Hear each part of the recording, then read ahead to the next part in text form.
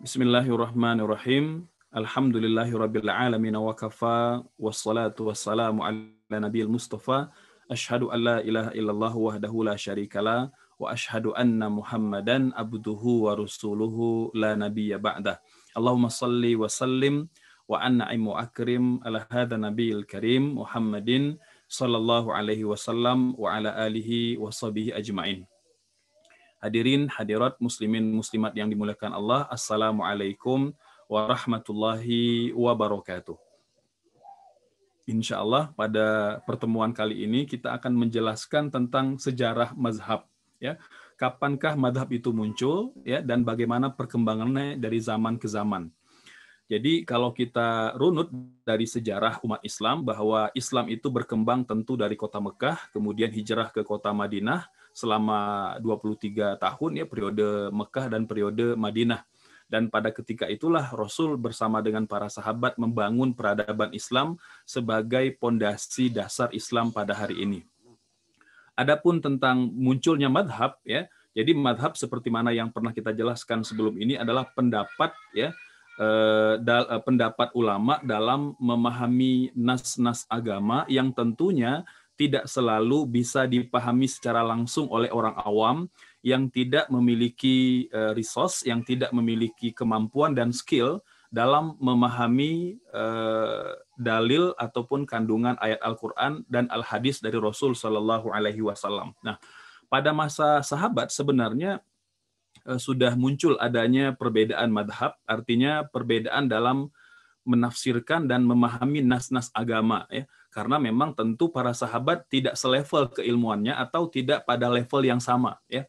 Ada di kalangan para ulama, di kalangan para sahabat mereka yang bergelar ulama, ada pula di kalangan mereka yang pengusaha, ada yang mereka lebih fokus di kemiliteran, ya, ada yang menjadi negarawan, ya.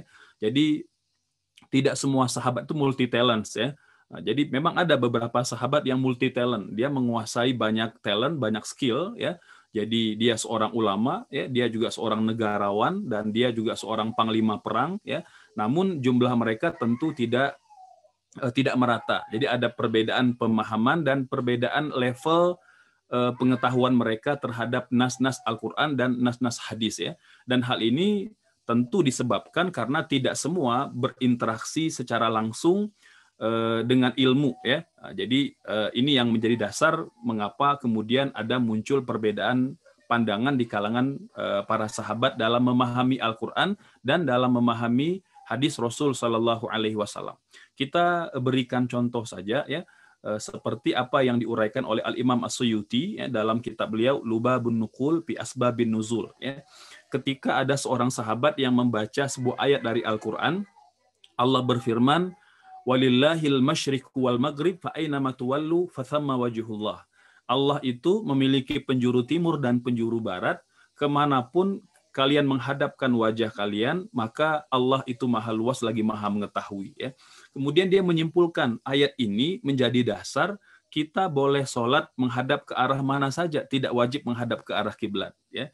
Namun kemudian ditegur oleh salah seorang sahabat dengan mengatakan bahwa saya tahu tentang sebab turunnya ayat ini. Jadi ayat ini turun itu karena ada kondisi mendung, ya, di Madinah ketika itu di mana para sahabat sedang bepergian, mereka tidak bisa mengetahui secara persis arah kiblat sehingga mereka berijtihad sholat ke arah tertentu, dan ketika mendung atau badai itu berakhir barulah terlihat bahwa kiblat yang tadi mereka sholat itu keliru, ya. Nah, akhirnya sampailah berita ini kepada baginda Rasul Shallallahu Alaihi Wasallam, maka Allah jawab pertanyaan itu dengan turunnya ayat walillahil masyriq wal maghrib. Nah, hal ini tentu menjadi dasar bagi kita bahwa memang para sahabat itu berbeda-beda tingkat pemahamannya, tentunya dengan resource dan kemampuan yang mereka punya, gitu, ya. Nah, kita bisa bayangkan, ya, bahwa yang bergelar ulama di kalangan para sahabat tentu tidak sendiri, ya. Jadi kita mengenal ada misalnya Ibunda Aisyah radhiyallahu anha yang alimah, ya, faqihah yang luar biasa. Begitu juga ada Umar bin Khattab, ada Abdullah bin Umar, ada Abdullah bin Abbas, ya, ada Abdullah bin Mas'ud yang tentu mereka memiliki pemahaman, ya, dan cara pandang yang tidak sama dalam semua hal gitu ya.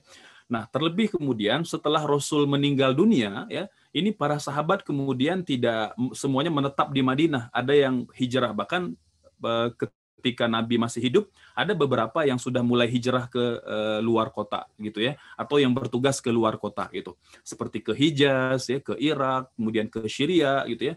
Nah, ketika mereka para sahabat menempati tempat atau kota-kota itu ya, maka tentu mereka akan berdinamika dengan masyarakatnya, menemukan hal-hal yang boleh jadi selama mereka di Madinah mereka tidak menemukannya gitu.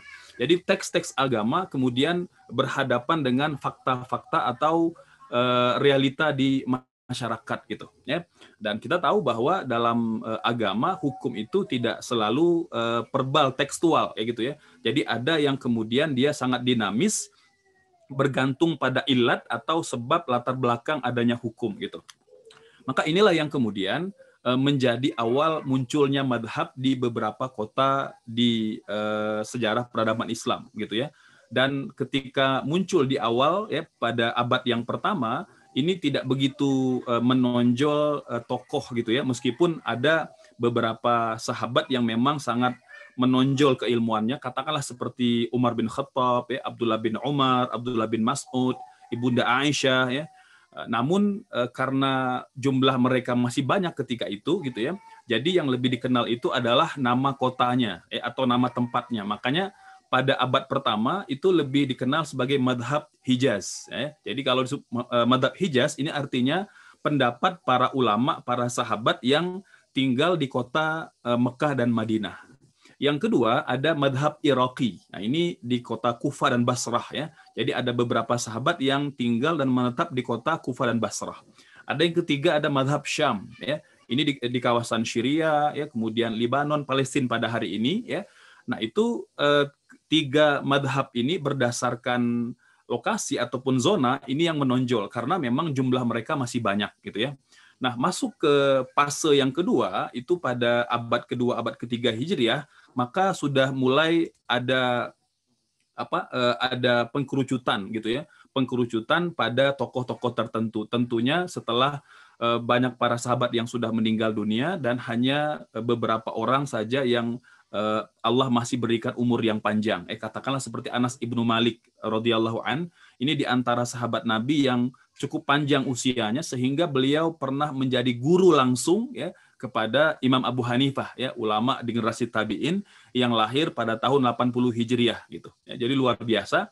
Jadi memang ada ketersambungan antara ulama madhab ya Imam Abu Hanifah itu dengan para sahabat Nabi ya. Dan memang Imam Abu Hanifah ini termasuk generasi salaf ya karena dia hidup ya itu pada 3 abad pertama Hijriah ya yang disebut sebagai periode salaf atau ulama yang dikategorikan ulama terdahulu ya. Adapun dari 301 sampai hari ini itu terkategori ulama belakangan atau ulama mutaakhirin atau ulama khalaf gitu ya. Nah, dengan bermulanya abad kedua, abad ketiga Hijriah, berakhirlah kemudian masa para sahabat berganti dengan masa tabi'in dan tabi'ut tabi'in. Pada masa inilah kemudian lahir dan berkembang ya murid-murid dari para sahabat Nabi ya yang kemudian membuat madhab itu dinisbatkan kepada nama-nama mereka. Ya. Yang pertama Imam Abu Hanifah. Ini beliau lahir pada tahun 80 Hijriah, ya. Kemudian wafat pada tahun 150 Hijriah. Ini ya. Nah, jadi beliau adalah orang yang berguru kepada beberapa orang sahabat Nabi, ya, yang kemudian juga memiliki otoritas dan keilmuan dan diakui pada ketika itu ya, dan akhirnya mazhab atau pendapat pandangan-pandangan beliau itu ditulis ya, dikodifikasi oleh murid-muridnya sehingga dikenal dengan mazhab Hanafi ya. Yang kedua kemudian ada mazhab Imam Malik atau mazhab Maliki ya. Ini beliau lahir ya itu pada tahun 100 Imam Malik itu lahir pada tahun 93 Hijriah gitu ya. Jadi masih terkategori ulama salaf gitu ya. Nah, dari beliaulah kemudian muncul pandangan-pandangan ya, pendapat-pendapat yang tentu beliau ambil dari gurunya Imam Abu Hanifah ya, dan beliau juga karena seorang mujtahid punya sertifikasi berijtihad secara mutlak ya, karena beliau punya skillnya, punya kemampuannya, punya talentsnya gitu, maka dikenal dengan mazhab Maliki gitu ya. Nah, kemudian pada 150 Hijriah lahir Imam Syafi'i rahimahullah yang nanti juga kemudian memiliki pendapat sendiri ya, dan beliau berguru kepada Imam Malik gitu ya. Dan berguru pula pada Imam Abu Hanifah. Meskipun tidak bertemu, tapi beliau membaca buku-buku Imam Abu Hanifah rahimahullah gitu ya. Nah, kemudian pada tahun 164 Hijriah lahir Imam Ahmad Ibnu Hambal gitu ya. Nah, jadi ketika abad pertama itu mazhab ya, itu lebih menonjol pada zona ya, ada zona Syam, Irak dan Hijaz ya. Nah, pada abad kedua dan abad ketiga Hijriah itu lebih menonjol pada tokoh gitu ya. Nah, meskipun memang ulama mengatakan mazhab itu tidak hanya 4 ya, ada belasan ya, ada 11 sampai 13 mazhab ya, ada mazhab Al-Lais gitu ya. Kemudian juga ada mazhab Daud Az-Zahiri ya, dan lain-lain. Namun 4 madhab inilah yang kemudian diakui oleh para ulama sebagai madhab yang muktabar dalam fikih ya. Satu sisi kita meyakini betul bahwa mereka bisa bertahan sampai hari ini tentu dengan kehendak Allah Subhanahu wa taala ya. Karena memang yang baik itu insya Allah akan bertahan, sementara yang memang boleh jadi berpotensi tidak baik ya dengan kehendak Allah mungkin akan hilang dengan sendirinya gitu. Maka 4 madhab inilah yang kemudian ya populer dan diadopsi oleh umat Islam sampai ke Indonesia gitu ya. Indonesia mungkin secara kultural ya dikatakan bahwa kita menganut fikih Syafi'i gitu ya. Meskipun dalam beberapa hal kita juga mengadopsi pendapat ulama-ulama yang lain ya, lintas mazhab ya. Karena bagaimanapun kalau kita bicara agama Islam maka kita tidak bisa terlepas dari sejarah 4 madhab ini. Demikian ya, semoga dengan mengetahui sejarah perkembangan madhab ini, maka kita semakin tahu ya bahwa munculnya madhab itu tidak semata-mata